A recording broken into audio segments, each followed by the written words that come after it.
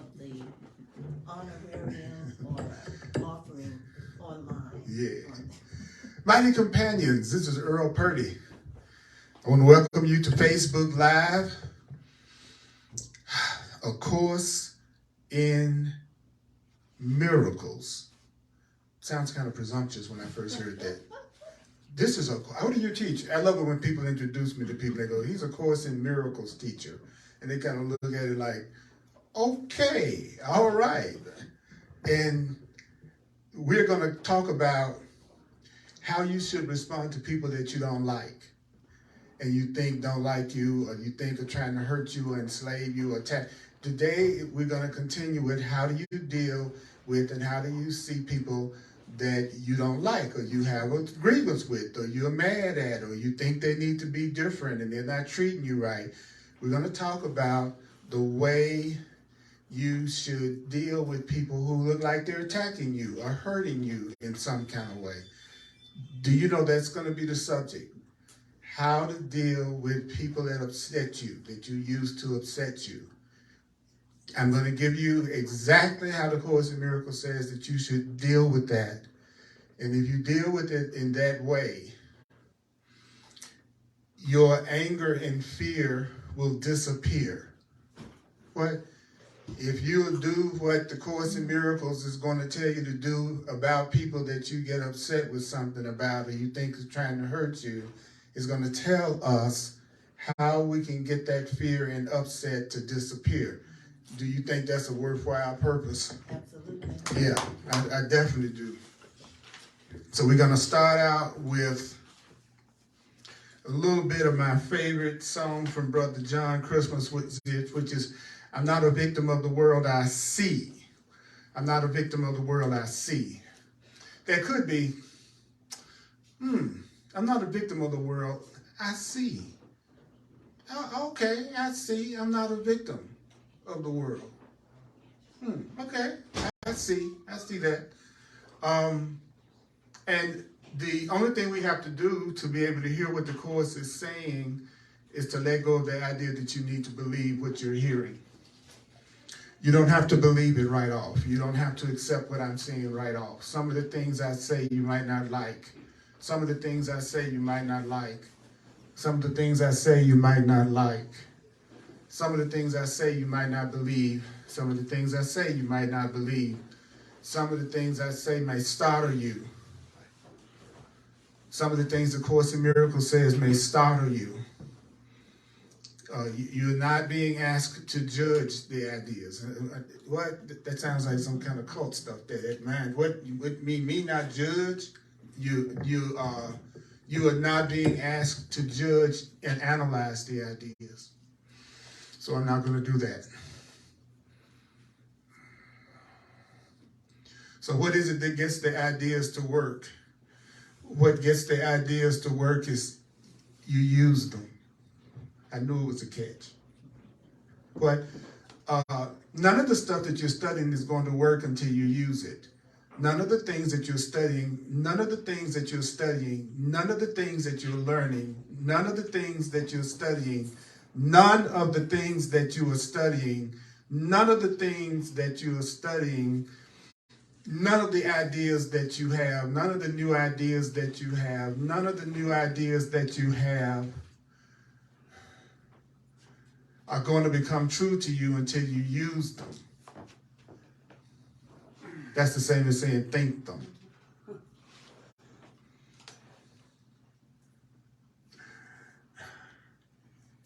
I want to be a part of God and God's think them. So we're going to be on page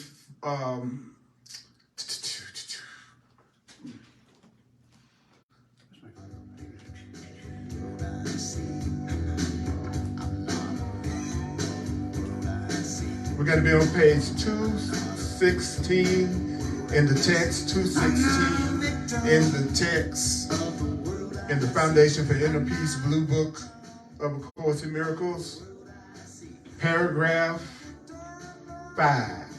Paragraph 5, page 216 in the text. I'm not a victim of my fault. I'm not a victim of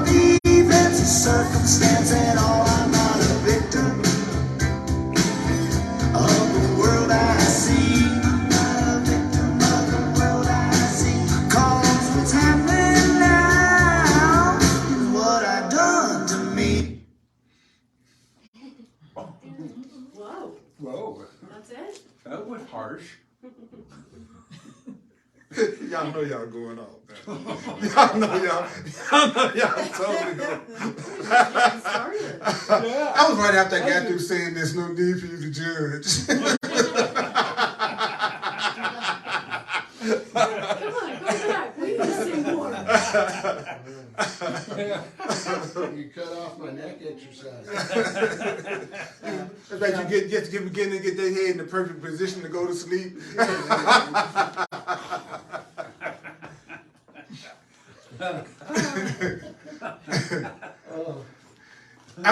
Would you like to get some good advice? Yeah. Yes. Okay. Yes, yes, please. Okay. Don't judge what you don't understand. Oh. Don't judge what you don't understand. I thought that's what I love about this book. The Course in Miracles says truths that you hear in other books. It's just the way that it says it that is so different to me. Like how it just started out. It's surely good advice to tell you, stop judging what you don't understand. So as soon as you don't understand something, anytime you come up on anything you don't understand, do not judge it. So the minute you go, I don't understand that, don't judge it. If you say you don't understand me, then stop judging me, doggone it. I don't understand you, but stop judging me then. Don't judge what you don't understand. So if you don't understand what you're going through in your life right now, if you don't understand some things that's going on in your life right now, if you don't understand why you're going through some of the things that you're going through right now, what should you do? Don't judge it. Because you don't understand it. So you don't know whether what's happening to you right now is for your good or not.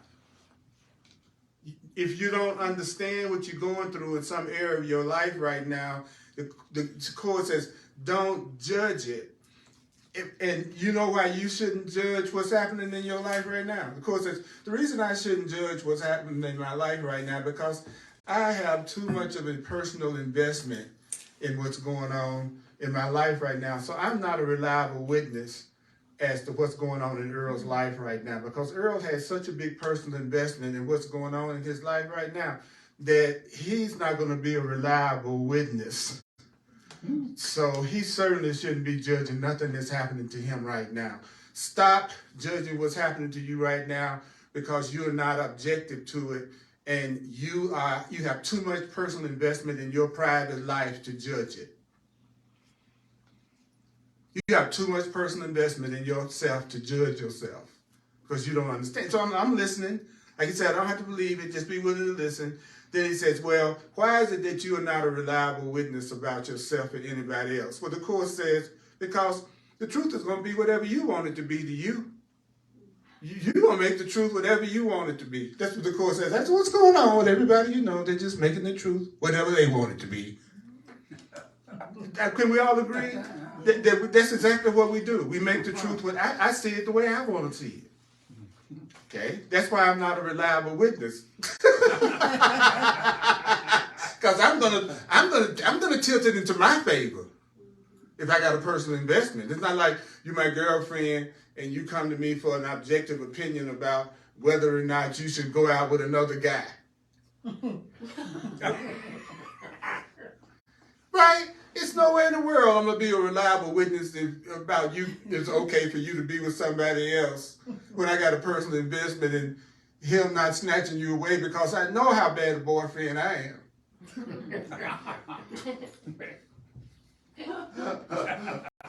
Why you should be so certain the person could snatch your partner?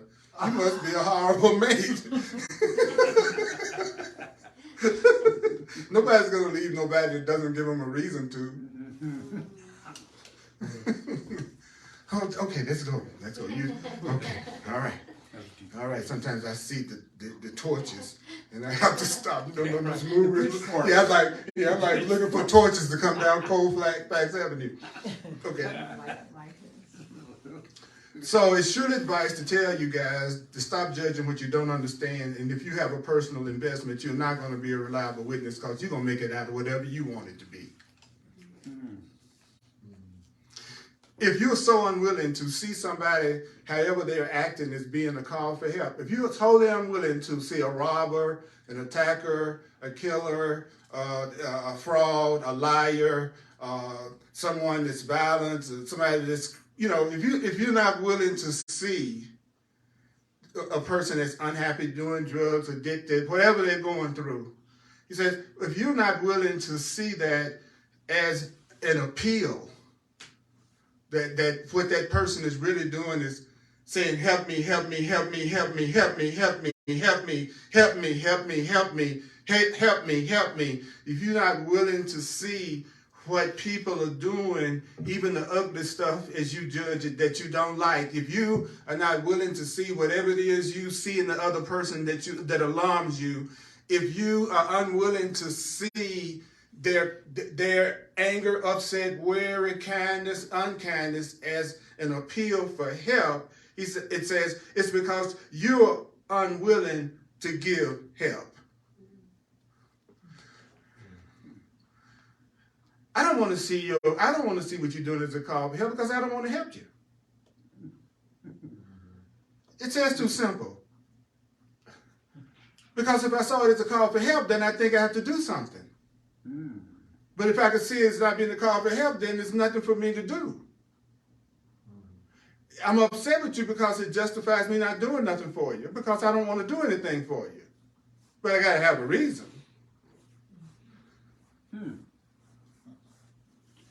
So I don't want to see what you're doing as a call for help because it means I'm going to have to do something about it. And I don't want to help you.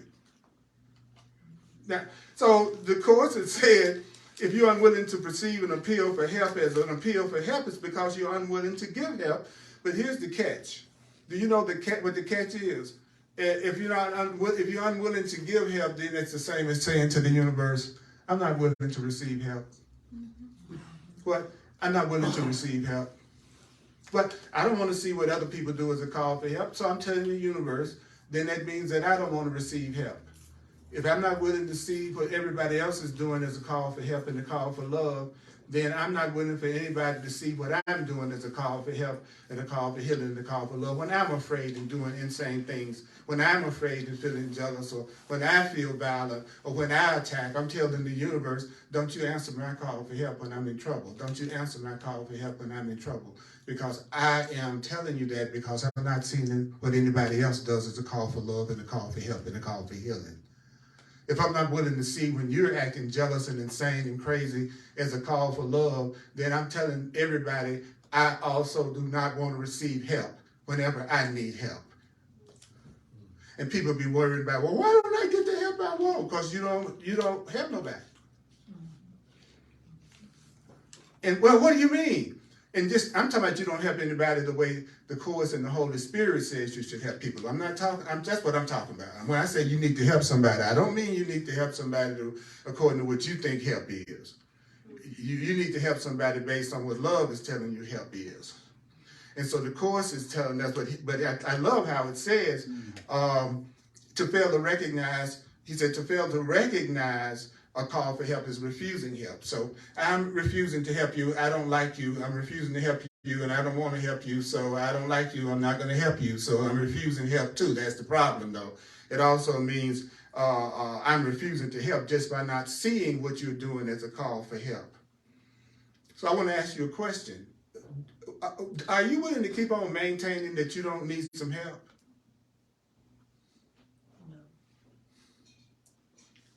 Are you going to still keep on not being willing to admit you need help right now? That there are areas of your life that you need help in. There are areas of your life that you need help in. There are areas, don't you have some areas in your life that you'd like a little help in? Do you have any areas in your life that you'd like to experience help? When you need help, would you like to be helped? Okay, then you must begin to move in the direction of seeing other people's insanity as a call for help.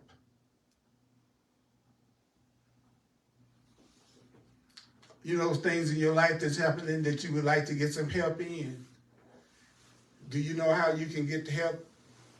When you see me acting angry, crazy, depressed, prejudiced, fearful, judging, being selfish, see that as Earl is calling for help of God, of the higher power. I want the thing that can really help me to help me. I'm calling on what can really help me to help me. So when I say I want you to see what I'm doing as a call for help, what I'm saying is I want you to see it as Earl is calling for God's help.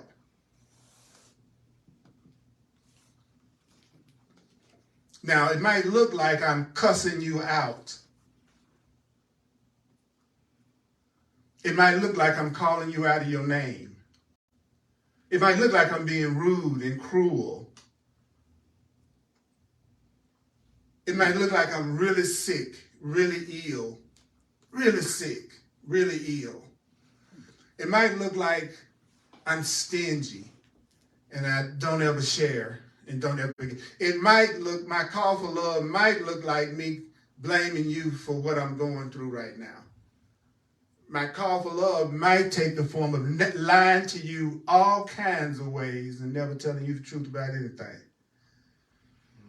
My call for love may take the form of want to manipulate and use you and make you serve me some kind of way to fulfill my fantasies of what I think I'd like to have. If I want to be helped by the universe, all I'm being asked to do is see whenever you're unhappy or upset about something as you calling for the help of the universe, of spirit. I could do that today if I wanted to. That's how I know the answer comes from God. Any answer that comes from God doesn't necessarily involve the future. Because what loves you wants you to have what makes you happy today, not sometime in the future. There's a line in the Course where he says, if you change your mind for the better today, why shouldn't you get the benefits of it today? If I've decided I want to be a more loving person today, why shouldn't I get the benefits of wanting to be a more loving person now? Why does it have to work this way? I've decided to be a loving person, but it's going to be 3 months from now before I receive the benefits of that.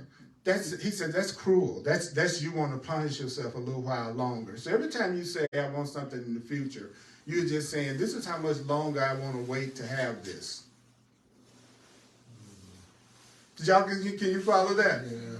Yeah, whatever you say, I'm going to have it in 6 months. Well, that's you deciding that it's going to take you 6 months to have something you could have today.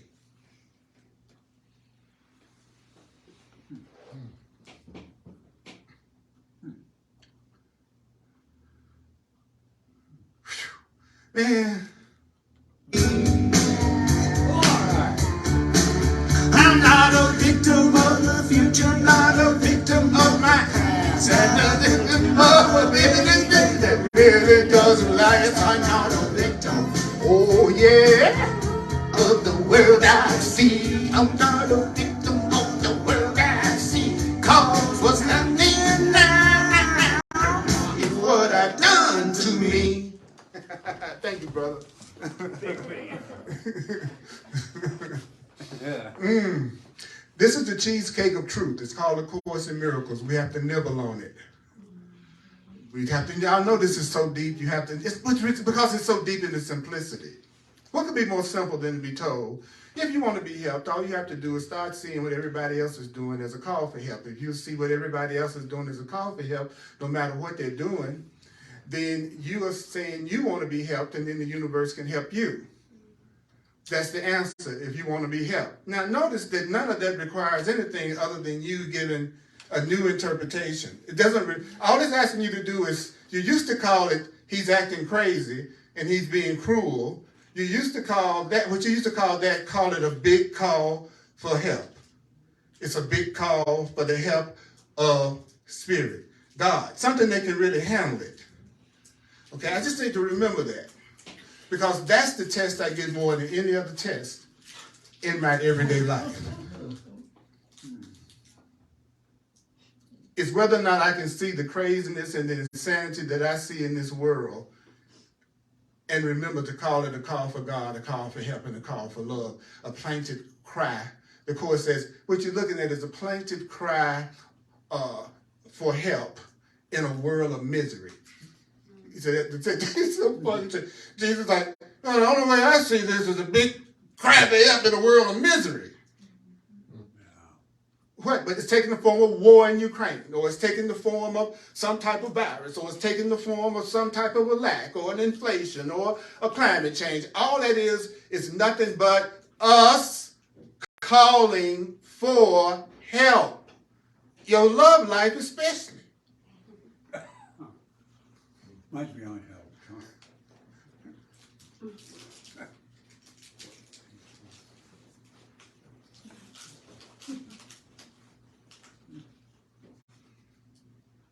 Have you ever felt like God is answering you, but you don't hear it? Or that spirit might be answering you, but you don't hear it? Like the universe might be giving you a solution and you don't hear it. Would you like to know why?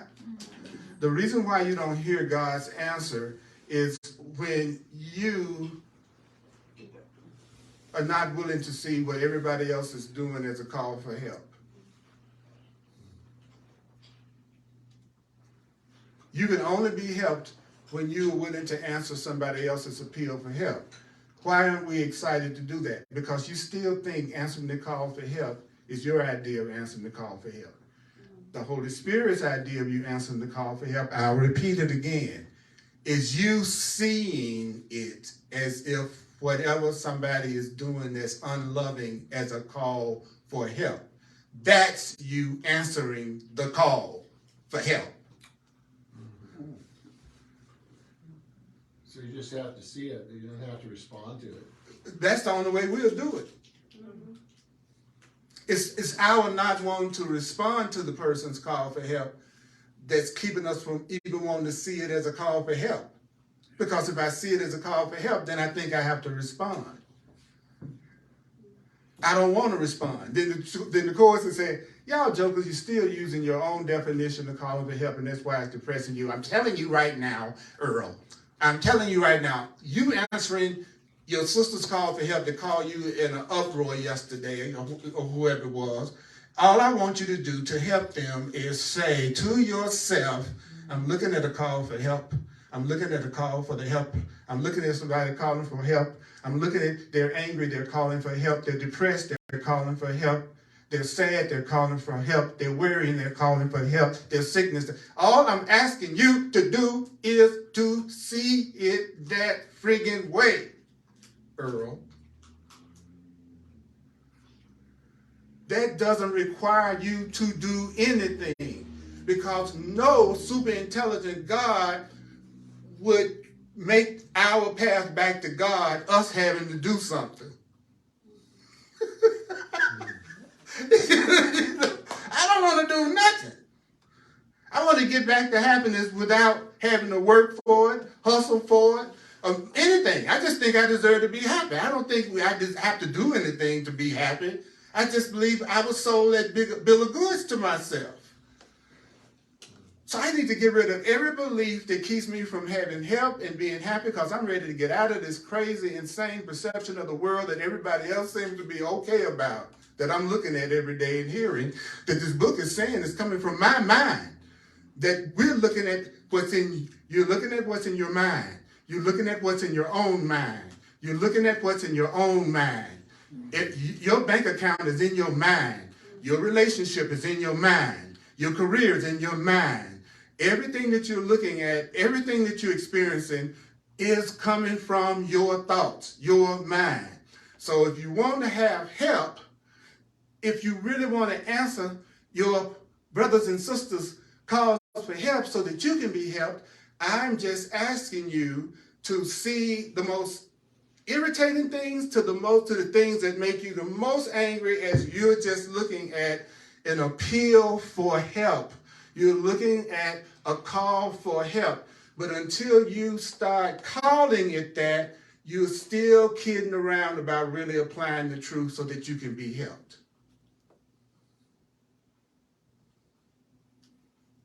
There's no justification for anger.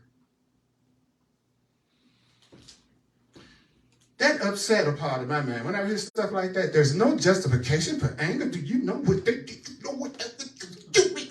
There's no justification for anger. Would you like to know why there is no justification for anger? Would that be right? Yeah. Because there's another way you could look at things that would keep you from getting angry. So you might be angry, but it's not justified because you could be shown how to get rid of it immediately. That's not any upset that you go through that you couldn't be shown how to get rid of it immediately.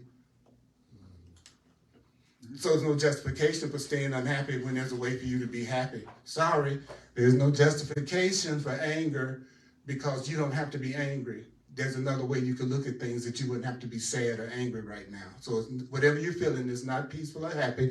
There's no justification for it.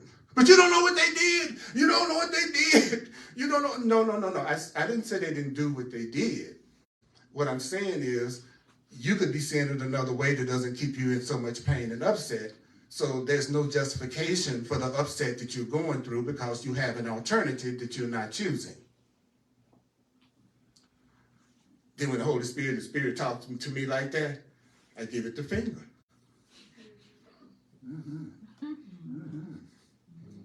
All it does is make a conscious being laugh. That's pretty much the only response that an awake being has to anything that's going on here. Is that it's funny. It's funny to think that a child of God could be in a situation that they couldn't get out of. That's why we don't help you, because we know you're perfectly capable of bringing yourself to an awareness of your divinity without coaching. Oh my goodness. There's a sentence that would you like to hear a sentence that needs to be bronzed? Okay, here it is. The Holy Spirit, that which can absolutely get you out of any situation that's got you upset right now, that which could get you out of any situation that you're going through, that you're not feeling peace in right now, the Holy Spirit, the Course says, doesn't need your help. I want you to picture Spirit talking to you as a person going, class, in order for you to become happy one day, we don't need your help.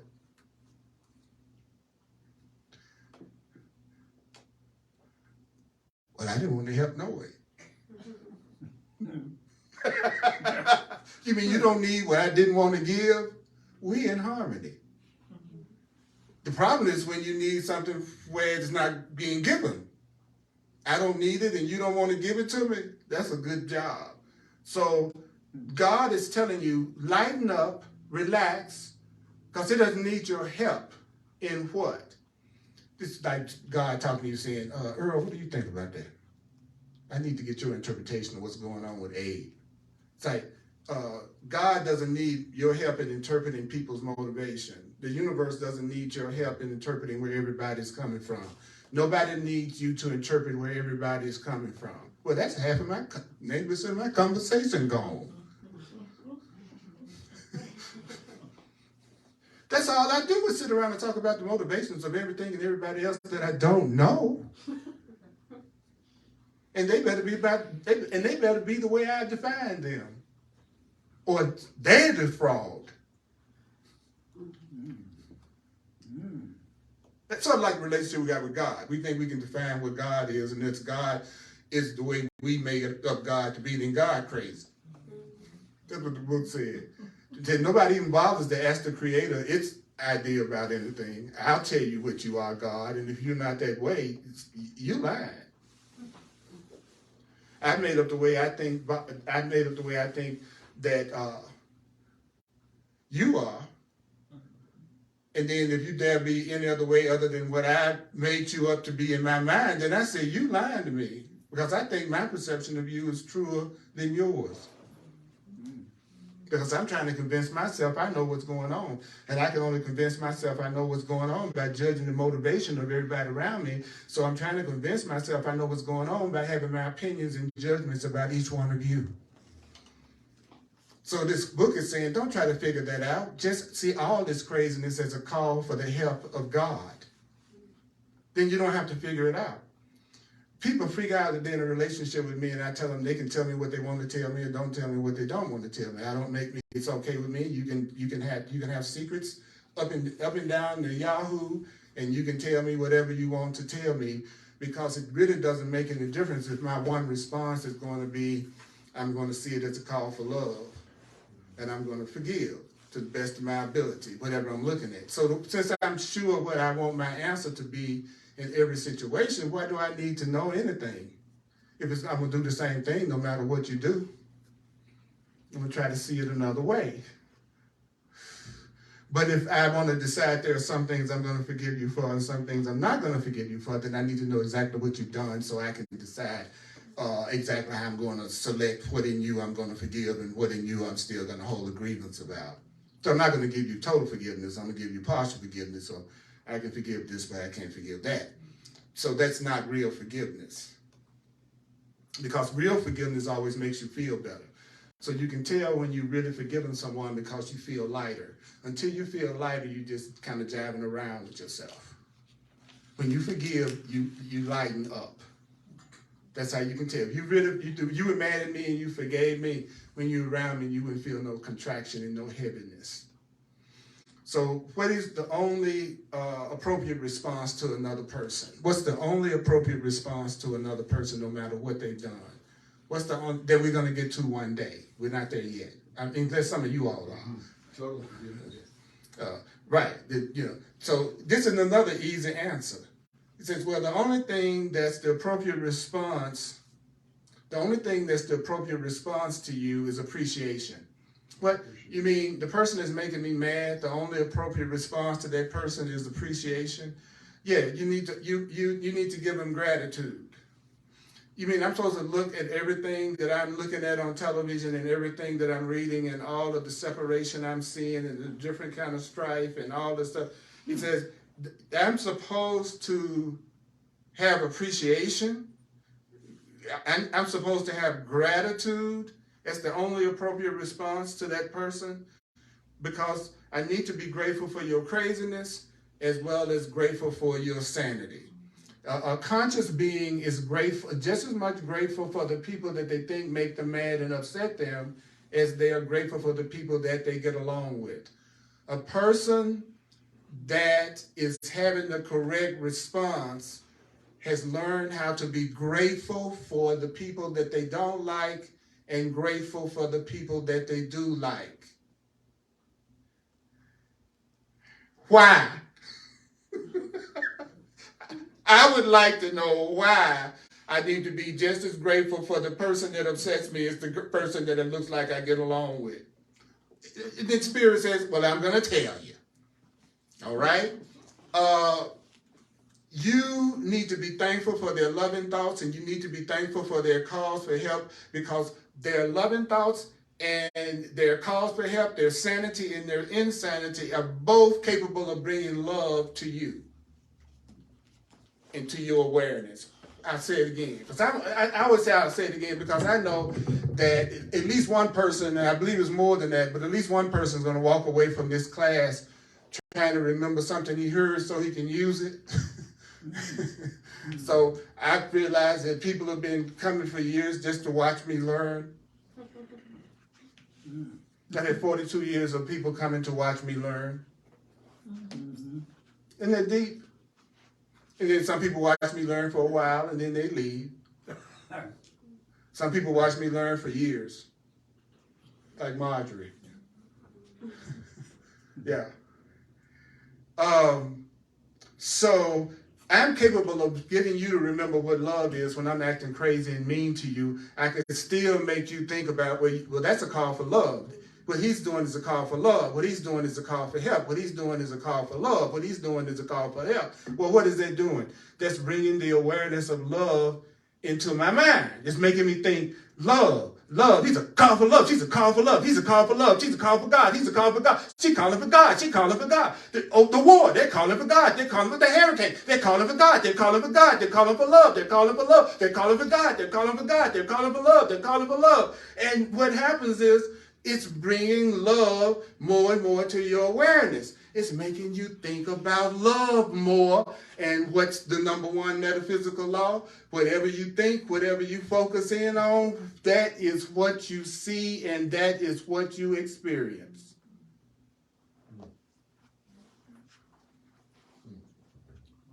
Amen. Be thankful for those people that you're upset with, that you got a grievance and a contract out on.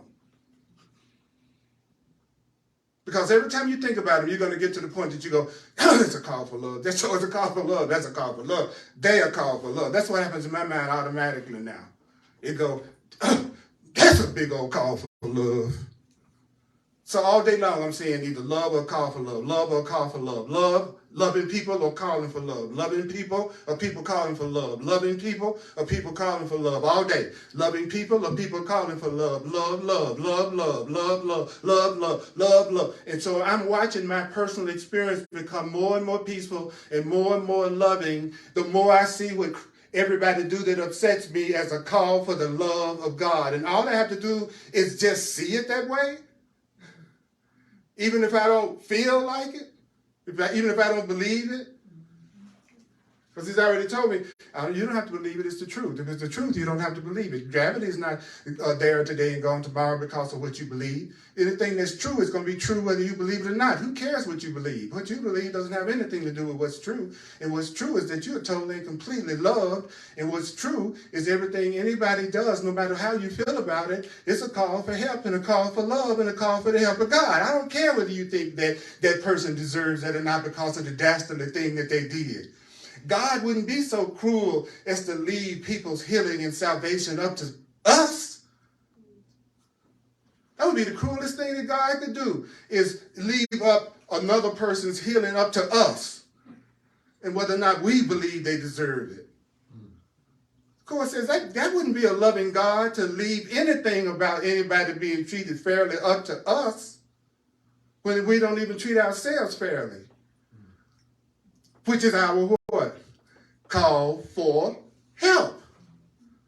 Because if everybody else's stuff is a call for help and a call for love to the universe, sooner or later I'm going to believe that my unloving acts and the things that I might have shame and guilt for from the past is also being looked at as a call for love and a call for help. And I end up forgiving myself. The Course says, you all are going to keep on going through pain and suffering until you realize that the only thing that's going on in the world is a healing, no matter what it looks like. He says, as soon as you start saying the only purpose we have for being here is our healing, which is ending our fear, ending our guilt. That's what it means. The only reason why you're here is to get rid of every ounce of fear and guilt and lack and sickness or unhappiness that you ever thought. You're here to, this place has the purpose of ending all your pain. We got dead serious as souls before we came here. We came here to end our pain. And we're being told that one of the easiest things you could do, especially when you have so many grievances, you don't want to help people, is I'm just asking you to see it the way that I'm telling you to see it. I'm not even asking you to do anything. I'm asking you to see the insanity that you're looking at in the world as a call for love. Just see it that way. Even if you don't feel it, even if you don't believe it, even if you don't welcome it, even if you think they don't deserve it, but I'm still going to call. I'm going to call you a call. All right, I'm going to call them a call for love, even though I don't really want to. I'm going to call my boss in my mind a call for love. Because it doesn't matter what your reaction to the truth is. It doesn't matter whether you feel depressed when you say it, or sad when you say it, or happy when you say it. Get rid of that thought that you got to say it this way for it to work. You got to be all positive. It's all great every day. I just know that Spirit's going to handle it all. Yes, it is. Because I'm positive. So I got to the point I felt like I almost couldn't pray or ask for nothing unless I had already became happy. I had to create the experience first that I'm trying to ask God to heal. I got to turn into a happy Earl before I can really be helped by the universe.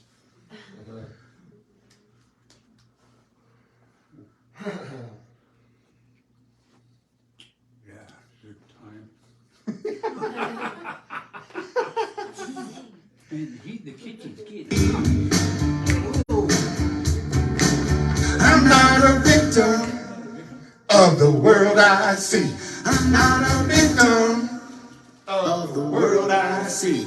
I'm not a victim now of the world I see.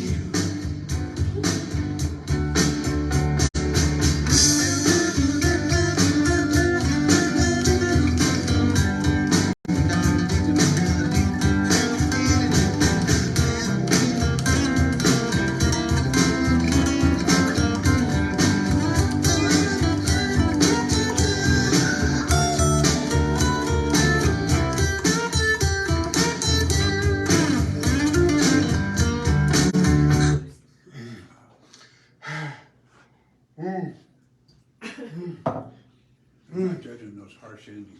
How you feel? How you feel? How do you feel? How do you feel? How do you feel? How do you feel? One word. How do you feel? Bewildered. One word. How do you feel? Hopeful. One word. How do you feel? Relieved. Relieved. One word. How do you feel? Grateful. Grateful. One word. How do you feel? Love.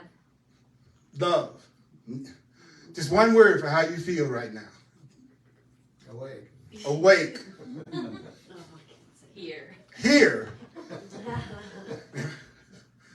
Awake right now. I feel authentic. Ooh. I feel like I'm really being how I feel, and there's nothing different between how I'm feeling on the inside and what's coming out of me. I'm glad I don't have one level of my mind pitted against another, which is feeling one way and behaving another way. I'm glad that the universe didn't ask me to go, and join the Peace Corps. Because my idea of help is I got to sacrifice. I got to come up with something I'm doing for them that I don't really want to do, right? And then it says, no, all I want you to do is ask for help. Earl, I'm trying to get you to the point that you will always be helped whenever you need it, no matter how you need help. Would you like to be in a world? Would you like to be in a world? Would you like to be in an experience that every time you needed help, your call for help was answered? Every time you wanted love, someone would be giving love to you. Would you like to be in that kind of reality? Yes, I would. Okay, first of all, don't believe you got to necessarily believe what I'm telling you. And also don't believe you got to understand how it's going to happen. Stop trying to understand how good stuff is going to happen to you. Stop trying to understand how that perfect relationship, connection, whatever you want. Stop trying to understand. Your understanding is not a powerful contribution to the truth. Things can work that you don't understand. So this is what he's saying to us. I love this. He says, all your sense of strain comes from your attempts not to do this. Your strain is coming from your attempts not to see what people are doing as a call for help. By coming up with all the justifications and reasons why you shouldn't see it as a call for love. The strain is coming from you not doing what you're being asked to do. Your strain in your life is coming from you not doing what I'm telling you to do in the course. How simple is the plan? Then he says, okay, I'm going to give you a quick review. Guess what? How simple the plan is. This is the plan. You ready? The plan is there's just one response to everything that's going on. I just want you to remember one way of expressing yourself. In other words, saying, can you remember just one way, Earl? Just one way. My plan is that you don't need but one way. I'm not saying it's the only way, but I'm saying you don't need but one way. If you want it simple, I think it's simpler for me to remember one commandment than 10.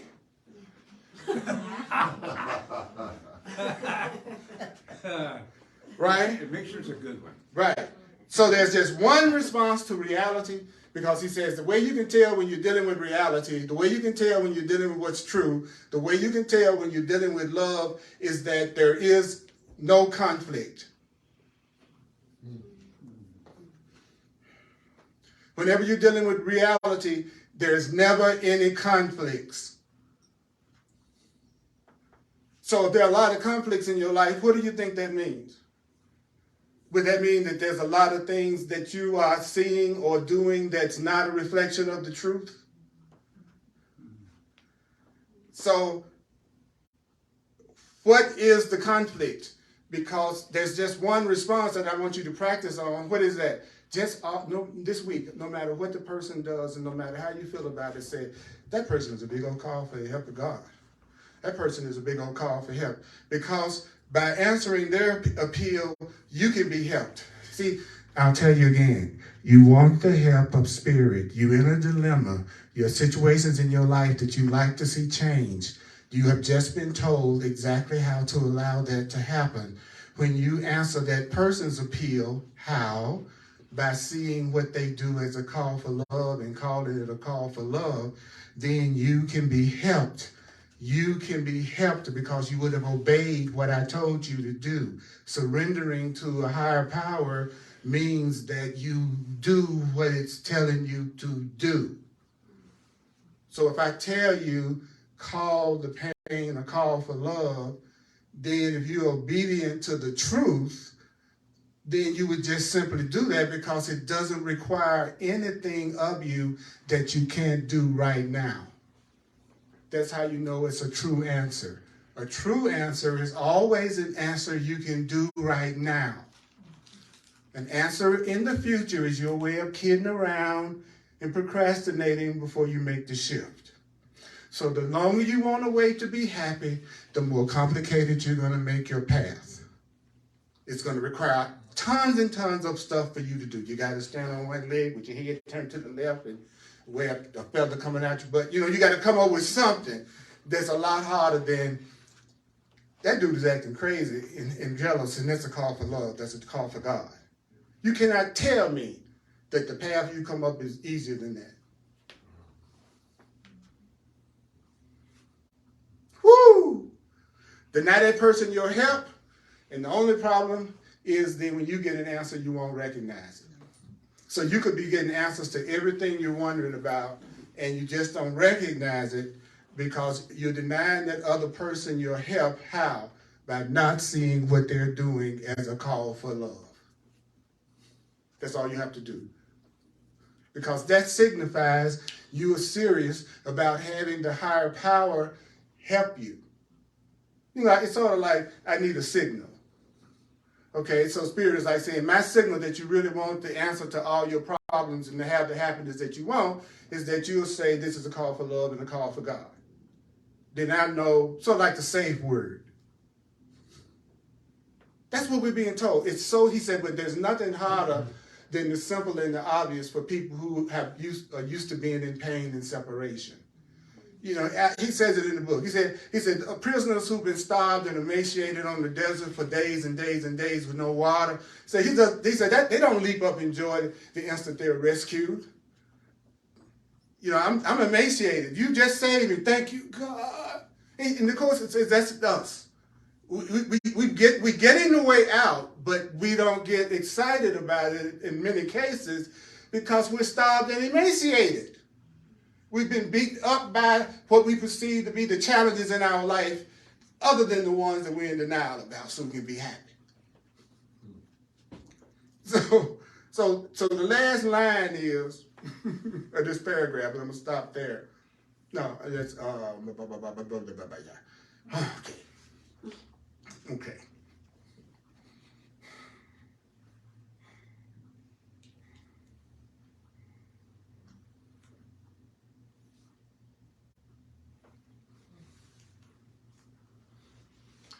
The plan is simple. There's just one response. Basically, it's love or call for love. That's simple. And if you're coming from there, then you won't have any conflict about how you should be seeing things.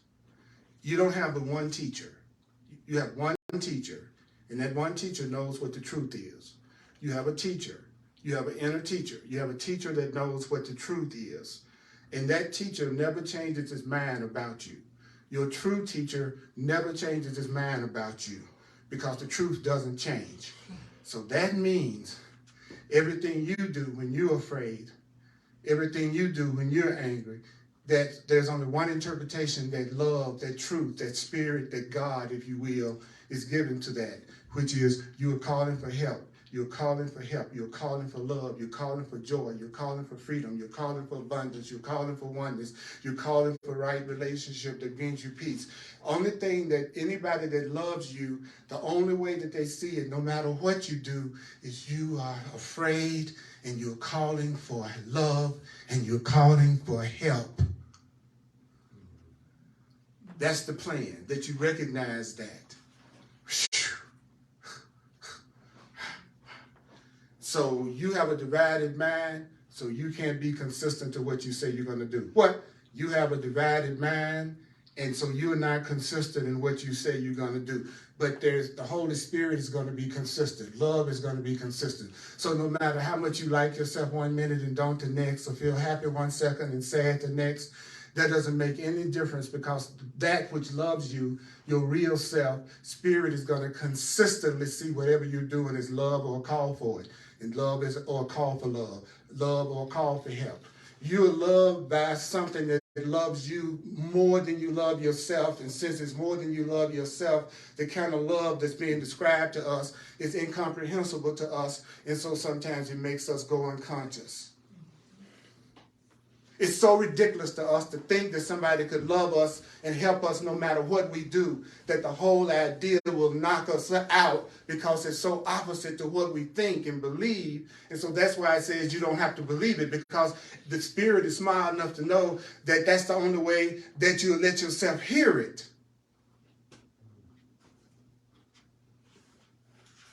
If I told you better believe the Course in Miracles or else, you better believe the Course in Miracles. You better believe the Course. You better believe the Course in Miracles. You better come in here and you probably would feel contraction and you want to get out of here. So we open our minds to greater love by being told we don't have to believe it exists at first. We just want to hear the rumor about it. That's where I'm at right now. You follow what I'm saying?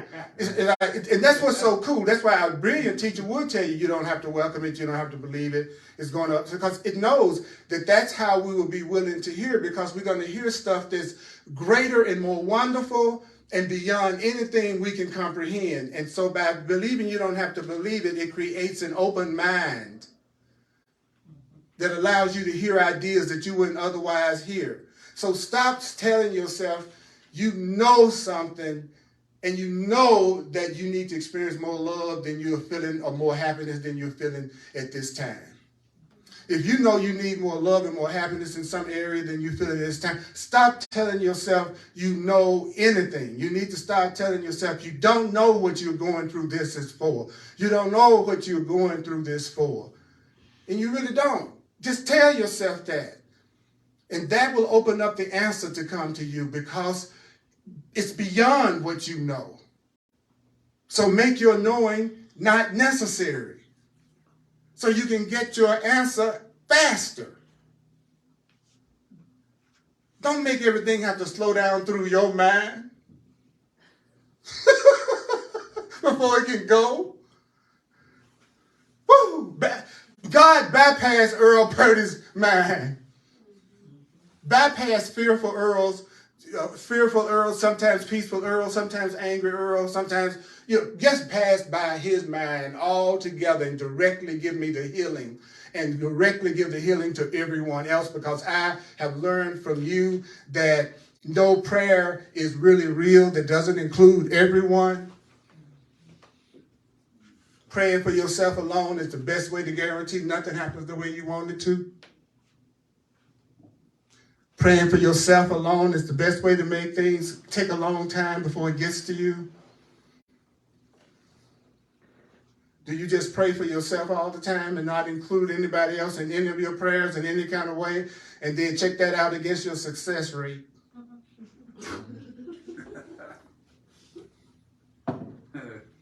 Never pray for anything without including everybody else's joy in it, because you're not going to be the one that's making them happy anyway, which is good. I do not want my happiness to depend on you, and you don't want your happiness to depend on me. Can we agree? Right. I don't want my happiness to depend on you. I want my happiness to be extended with you and through me and with me.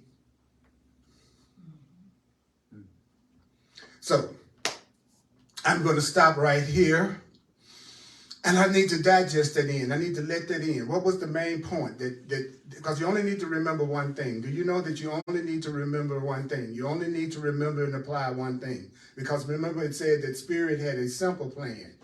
So the simple plan means that you just need to remember one thing. That's the simple plan. That's the simple plan. So I might be tempted after I finish this class to go back to sleep into the world of Earl, where I think I'm this guy named Earl Purdy that's separate from everybody else, that's a human being, that's got to pay bills and do all the other stuff. And I'm going to be tempted to go back into that mind as soon as this is over. And so I'm going to go probably into the sleep of forgetfulness, and then I'm going to start talking to you like you're separate from me and that I'm a man, and you're going to talk to me like I'm separate from you and you're a woman or whatever you call yourself. And we're going to go back into the idea of our own homes and apartments and problems and situations and circumstances.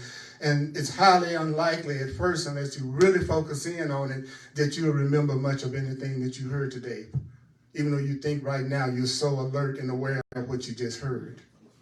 The good thing is that even if you walk out of this door and go as unconscious as a rock, that which loves you and the Holy Spirit is going to see everything you do for the rest of the day and the rest of this week as a call for its help so that you can be answered. Because that's where I'm going to see it. Because I want the help of God. I want to end everything I think of as a problem or a fear in my life. I'm willing to do the simple things that I'm being asked to do. So whether you do it or not, and I hope you do, that's the way I'm going to be thinking about you and anything that's happening to you this week. And any time you cross my mind, I'm going to go, oh my God, look at that awesome, that call for love. Yeah, because I want the solutions. I don't want to be in the world afraid and worried. I don't want to be afraid to go in different neighborhoods. I'm sick of the fear in the separation. So much so that I'm actually willing to obey my spiritual path even more than ever before. I want to do what this blue book says. I'm sick of looking at my own fear in the form of the insane things that seem to be happening in the world that I'm learning is just a big call for the help of God. And I'm only being asked to see it that way in order to get the help that I'm asking for so I won't be afraid in this world and I'll be safe in this world and everybody I love will be safe in this world. So I'm not doing the Course in Miracles just for me. I'm doing the Course in Miracles for all of us. If nobody else wants to do it, I'm going to do it. It's my attitude. And I'm not saying there's not a lot of people. You follow what I'm saying? It's like, okay, nobody else has to do this book anymore. Paying attention, stay awake, stay alert, folks, practice it, talk about it to me, or anything else. I'm going to accept this for myself because I want to be helped. I don't want to be in the world afraid about how I'm going to pay my bills and I can trust the next person I meet that wants to be close to me, or if I'm going to be a good enough influencer to be successful in the world and make a certain amount of money. I'm getting off of that merry-go-round, and I want to see the people that's still on that merry-go-round, including myself at some level, as all just calling for love and calling for God and calling for healing and calling for the truth. That's all y'all doing as far as I'm concerned. From this moment forward, the best I can pull it off, I'm going to give myself a 90-day test to see if I can call everything a call for love, a call for God, a call for help, and a call for healing. Every time I think about anything or anybody that doesn't make me feel peace in any way, I'm going to see how quick I can say that, and then I'm going to see how much help comes my way and see what happens in my experience, and then report back to you all the result of my experiment. Because this book is giving me so many freaking miracles, and I was messing around. I can't even imagine what's going to happen in my life now that I'm even more sincere than ever before. I had miracles happening when I was just thinking about doing it. I'm actually doing it now at another level. So I have to prepare myself for that. You have to prepare yourself for this good. The Course says more happiness come to you than you think you're ready for. This makes people suicidal. And I went, wow, that's deep. You say, yeah, you only have as much happiness as you can handle right now. Anything more than that, and you might want to off yourself. That's deep. Because he says you'll think you have nothing else to live for without your problems. and your story and the way you set it up. So who are you without your story? And that's what it was saying. That you have to be, the part you're letting go of has to be replaced with another part, or else it just leads you to greater fear. And that other part of you is that perfect, loving, innocent, immortal, eternal, abundant, giving, sharing self that you really are. But it's just a rumor to you right now. So who is Earl? A big call for love. That's what you're looking at. A big call for God. That's it.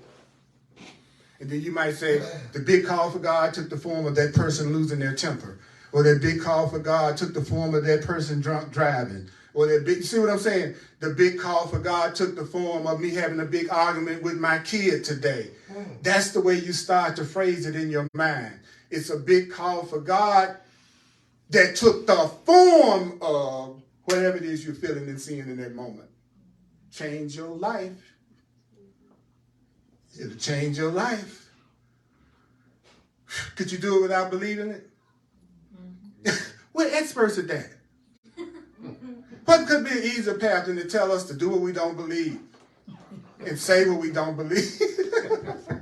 So anyway, this is an opportunity to share if you would care to. Thank you for sharing with me.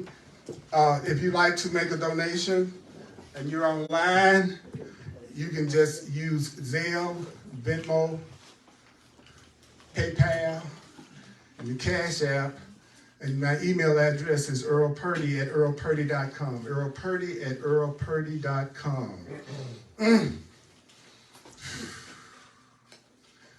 And you can also go to my website, earlpurdy.com. I'm available for Course in Miracles counseling. If you want to see how to use the principles of the Course in Miracles, and I can show you exactly how to use the principles of Course in Miracles and apply it to whatever it is that you think you're going through right now in order for you to get past it. So if you really are ready to have the situation changed or really get the way that you can really change the situation that's not necessarily what you're telling yourself, then have a clarity session. And I know the parts of the Course in Miracles that directly relates to whatever it is you think you're going through. And then we go and I show you exactly how to do it according to the Course. That is the practical application of the idea, so then you get the results. I love that. So it's a clarity session. Go to my website. You'll get more details about it, and you can self-book a session with me right from my website. And I'm also an astrologer and a numerologist for those who are open to receiving the truth also through that form. We're just here to be truly helpful and to represent the love that's in us here. You don't have to take 42 years to realize that. That's how many years I've been in the Course. Because the Course says every time you do something, you're doing it for everybody else, so you're saving everybody time. I love that. You know, I want to be in relationships that save me time. Because it looks like there's not a lot of time left. You know, so it's like now time means more to me. You know, it's funny. The more you realize you're going to drop your body one day, the more you find yourself wanting to live more in a loving, peaceful way right now. And a lot of the stuff that you think is so important, you see that it's just a bunch of meaningless stuff that you're making yourself upset about that would mean nothing 10 years from now to you. You wouldn't even remember it. But what is that? Your call for love.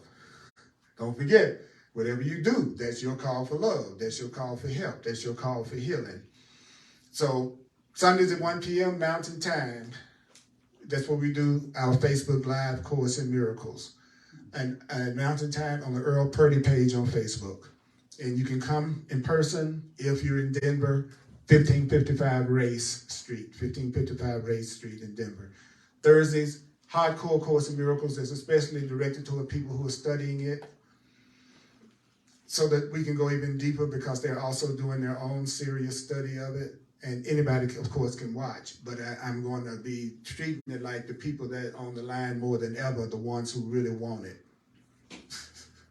And they want it the way I give it. That's the beautiful thing the Course says about being yourself. Then the people can be sent to you that the way you are is best for them at their level of understanding. So they actually love how you expressing yourself because it's just what works for them the best. And they will be, it says, they will be sent to you. So that's how I can tell whether Spirit's sending a new friend or a new person in my life or not. It's just by something that simple. The way I am and the way they are, we click. Is what have you heard that term before? We just clicked. We've all had that experience. Y'all just clicked because the way you were and the way they were, that thrilled both of you. And if it was a real thrill, you wouldn't be asking them to change. If it was a real thrill, you would be encouraging them to be more themselves. Oh, you mean that was you dialed to 2 out of 10? Let me see if we can take it up to 4. Woo. Woo. People you free to be themselves will never bore you because they'll keep on revealing new things to you that you've never seen before, and you keep on revealing new things to them that they've never seen before. The once you stop being afraid of each other, then you will see that you will be enchanted with each other. I'm becoming more and more enchanted with you because I get excited about the possibilities of what I could see you do and see you experience if I don't try to limit you in my mind in any way.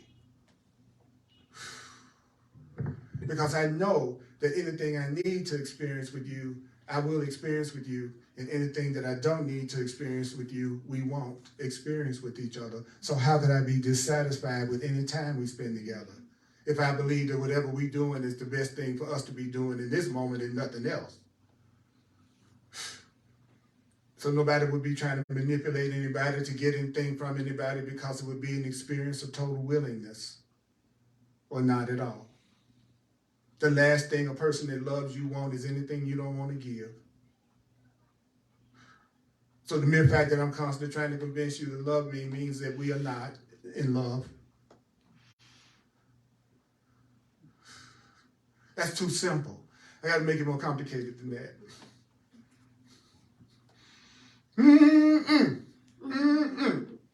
So we're gonna finish it up on this, y'all. Not a victim of anything except what comes out my mouth. I'm not a victim. Is that right? Of the world I see. Cause what's happening now is what I've done to me. So don't forget, don't attempt to help a person in your own way because you can't help yourself. Hear that person calling for the help of God, and then you recognize your own need for the love and the Creator. Hear their call as the call for love, and then you'll recognize your call for love. Stop trying to help people in your way. Stop trying to help people in your way. Stop trying, because it's your way that's making you not want to do it. It's your interpretation of what you helping means that makes us not get enthusiastic about it. So we're really being blessed. We're being told, I'm not asking you to help in the way that you define helping people, because the way you define helping is making you feel unenthusiastic about doing it. So that's not what's being required, because Spirit would never ask you to do something you don't want to do. You do. So my mighty companions, I need to learn this, so I will be listening to this many times, and you should feel happy to know that what you do, I'm going to do the best of my ability. Judge, see it as a call for love and not attack you. So you should be happy because of what I heard today. Should I be happy because of what you heard today? Yeah. That's okay. Starved and emaciated, been on the desert. This is the end of it. I'm not a victim of the world I see. I'm not a victim of the world I see. I'm not a victim, no, of the world I see. Now listen one more time. Here you go. What you see is a call for love. see is a call for love. It's all a call for love. It's all a call for love. It's all a, they are called for love. They are called for love. They are called for love. That person is a call for God. That person is a call for God. That person is a call for love. That person is a call for love. I'm not a victim of the world I see. I'm not a victim of the world I see. Cause what's happening now is what I done to me. Oh yeah. Woo! Thank you, mighty companions. May the course be with you. May the course be you, little cute, little juicy call for God. I see you. You just the cutest little call for God. You are. You just the cutest little call for God. Yes, you are. You over there. Put some clothes on.